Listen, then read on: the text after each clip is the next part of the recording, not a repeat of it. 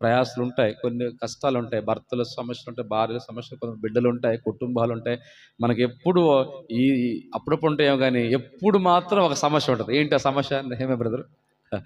ఆకాశ మండలం ముందు ఉన్న ఎవరున్నారు ఆకాశ మండలం? సాతాను. అది ఎప్పుడూ ఉంటుంది. భర్తనే కొన్నిసార్లు బాగుంటాడు, కొన్నిసార్లు బాగోవచ్చు. భార్యనే కొన్నిసార్లు బాగుంటారు, బాగుంటాడు. పిల్లలనే కొన్నిసార్లు బాగుంటారు, కొన్నిసార్లు బాగు. సాతాను ఒకసారి ఇప్పుడు బాగుంటాడా? ఎప్పుడూ అందుకే ప్రధాన శత్రు, విరోధి. కాబట్టి మనం దేవుని ప్రజలంగా మనం పేతురు గారు ఏం చేస్తున్నాడు? ఆయన ప్రార్థన చేస్తూ వచ్చినాడు కనుక ప్రార్థనా జీవితం కలిగిన వాడుకున్నాడు కనుక నూతన పరచబడిన తర్వాత దేవునికి ఉపయోగపడ్డాడు, తాను నిలబడ్డాడు, దైవశక్తిని పొందుకున్నాడు, నిలబడిన వాడుకున్నాడు, అనేకులు రక్షణ పొందని కారుకున్నాడు, శ్రమల్లో సాక్షిగా ఉన్నాడు, ప్రభు కొరకు ప్రయాసపడిన వాడుకున్నాడు, దేవుని కొరకు చివరిగా అతసాక్షిగా చేయబడ్డాడు. కాబట్టి దేవుని బిడ్డలంగా మనం సమస్తమును నూతనమైనగా చేయవాడు. కాబట్టి దేవుని బిడ్డగా ప్రతి ఒక్కరు మన వ్యక్తిగత జీవితాలు మనం పరిశీలన చేసుకుందాం, మన ఆత్మీయ జీవితాలు. ముఖ్యంగా ఒకటి ఏంటంటే క్రిస్మస్ రాబోతాం. దేవుని బిడ్డలుగా మనం క్రిస్మస్ వచ్చే దినాల్లో పండగను మనము ఆరాధనగా మనం చేయాలి. పండగ అంటే ఆరాధన. క్రిస్మస్ అంటే సువార్త ప్రకటించాలి. క్రిస్మస్ అంటే మనము దేవుని ప్రేమను పంచాలి, క్రీస్తును ప్రకటించాలి. అదే క్రిస్మస్ అని. ఒకవేళ క్రిస్మస్ చేయకుండా ఈ దినాల్లో ప్రపంచంలో ఎక్కువ మంది, చాలామంది ఆచారాలు పాటిస్తున్నారు, పండగ క్రైస్తవులు అయిపోతున్నారు. చాలామందికి వాళ్ళలో క్రీస్తు పుట్టట్లా. విన్నారా? యవనస్తులు రక్షణ పొందినారు. యేసుక్రీస్తు ఎక్కడ పుట్టాడంటే బెత్లెహేములో పుట్టాడని వాస్తవమే. కానీ అసలు యేసుప్రభు ఎక్కడ పుట్టాలైనా మన హృదయంలో పుట్టాలి. అర్థమైందా?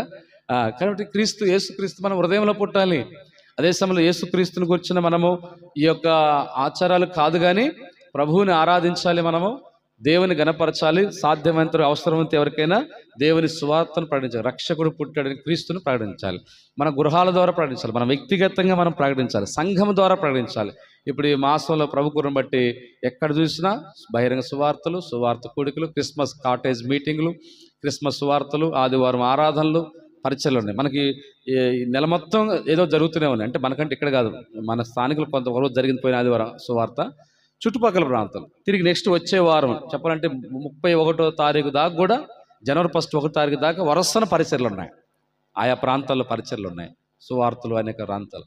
కాబట్టి దేవుని బిడ్డలంగా అది దేవుడు కోరేది. కనుక మనము దేవుని ప్రజలంగా ప్రభువు కొరకు మనము దేవుని పరిచయం చేద్దాం. అంతేగాని మనము విలువైన బట్టల కోసం లేకపోతే విలువైన తిండి కోసం ప్రయాసపడొద్దు. దేవుణ్ణి ఆరాధించడానికి ప్రయాసపడద్దాం. దేవుని క్రీస్తు ప్రేమను ప్రకటించడానికి మనం అదే నూతన పరచబడ్డం అంటే.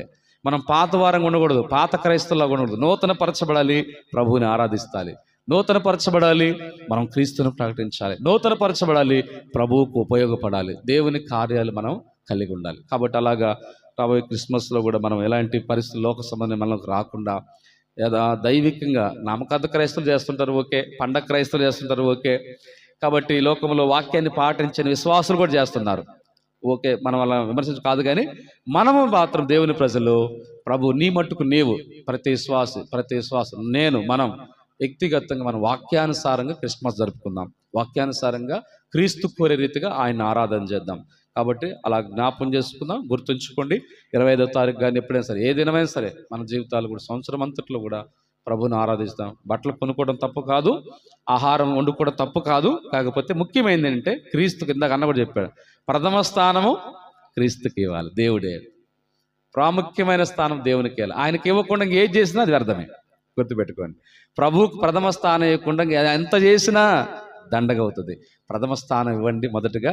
ఆ తర్వాత మనం కలిగి ఉండే వాటిని మనం ప్రభువుని గణపరిచి, ఆ తర్వాత మనకు అవసరమైనవి తప్పు లేవు, కొన్ని వస్త్రాలు, కొత్త వస్త్రాలు, కొత్త పిండి వంటలు తప్పులేవు అంటే దేవుని స్థానం ఇచ్చిన తర్వాత సెకండరీవి అలాగ చేసుకోండి. దేవుని గణపరచండి, దేవుని మహింపరుచుదాం. మనందరం అలాగా ప్రభువు గణపరచబడి దేవుడు మన జీవితాల, కుటుంబాల్లో నూతనత్వము, నిజమైన క్రిస్మస్ అలాంటి అనుభవాలు ప్రభు మనకు సహాయము చేయునుగాక.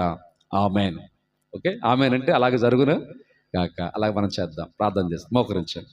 ఒక నిమిషం మౌనంగా మనం పరీక్షించుకుని వాక్య వెలుగులో పేతురు ఆరంభ జీవితం ఎలాగుంది, నూతన పరచబడిన తర్వాత ఎలాగున్నాడు. కనుక మనము మన జీవితాలు కూడా మరి ఆరంభ జీవితంలో మనకు కూడా తొందరపాట్లు ఉంటాయి, దుడుకుపాట్లు, బలహీనతలు ఉంటాయి, కొరతలు ఉంటాయి, ఉపయోగపడం, అబద్ధాలు ఆడతాం, వెనకం చేస్తాం, పారిపోతాం, నిలబడలేము, పని చేయలేము, దేవునికి ఉపయోగపడలేము, దేవుని ఉద్దేశాలు ఎరగలేము, సాతానుకు చోటిస్తే వారుగా ఉంటాం. ఇది నూతన పరచబడకపోతే ఆరంభంలో పేతురు, కానీ పేతురు తర్వాత అద్భుతమైన వ్యక్తిగా మార్పు చెందాడు. తలక్రిందులు విద్యలేని పామరులే అని ఆశ్చర్యపోయారు శాస్త్రులు, పండితులు సైతం. గొప్ప పత్రికలు రాస్తూ వచ్చినాడు పేతురు. దేవుని కొరకు సాక్షిగా ఉన్నాడు, గొప్ప సాక్షిగా. చదువులేని పేతురు అద్భుతమైన సేవ చేశాడు, గొప్ప సేవ చేశాడు, దేవుని మహిమపరిచాడు. సాక్షిగా తన ప్రాణాన్ని అర్పించే ఒక మాదిరికరంగా, మనందరికి మాదిరికరంగా ఉన్నాడు. ఆయన సామాన్యుడు కాదు, దేవుని ఆత్మను బట్టి, దేవుని బట్టి గొప్ప సాక్షి పేతురు. ప్రార్థన చేసుకుందాం.